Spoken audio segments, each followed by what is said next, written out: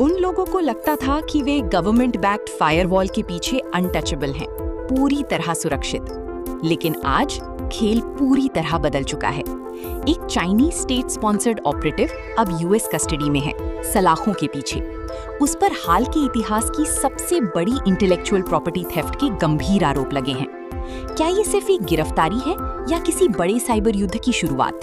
ये case state sponsored cyber espionage के उस खतरनाक खेल को बेनकाब करता है, जहां टारगेट पर है क्रिटिकल अमेरिकन रिसर्च और हमारी इंटेलेक्चुअल प्रॉपर्टी। ये आरोपी, जिसके तार कथित तौर पर चाइनीज गवर्नमेंट से जुड़े हैं, एक लंबे समय से चल रहे हैकिंग कैंपेन के आरोपों का सामना कर रहा है, जिसका मकसद था भारत और अमेरिका का सेंसिटिव डेटा चुराना।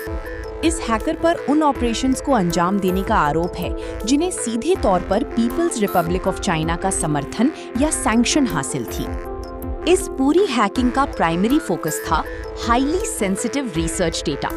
उनकी नज़र विशेष रूप से उन मेडिकल और साइंटिफिक फील्ड्स की इंटेलेक्चुअल प्रॉपर्टी पर थी जिन्हें तैयार करने में सालों की मेहनत लगी है।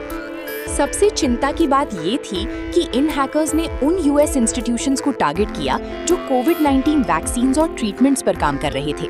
महामारी के दौरान वे हमारी सबसे क्रिटिकल मेडिकल टेक्नोलॉजीज को चुराने की कोशिश कर रहे थे। ये हरकतें इंटेलेक्चुअल प्रॉपर्टी थेफ्ट की एक बहुत बड़े पैटर्न का हिस्सा हैं, जिसका मकसद है क्रिटिकल टेक्नोलॉजिकल एरियाज में बेईमानी से अनफेयर एडवांटेज हासिल करना। चलिए देखते हैं उन ऑपरेशनल डिटेल्स को कि कैसे इस इंटरनेशनल फ्यूजिटिव को आखिरकार घेरकर यूएस कस्टडी में लाया गया। इस हैकर को तब दबोचा गया जब वो इटली में ट्रैवल कर रहा था। वहाँ की लोकल लॉ एनफोर्समेंट ने एक इंटरनेशनल वारंट के आधार पर उसे सफलतापूर्वक डिटेन कर लिया।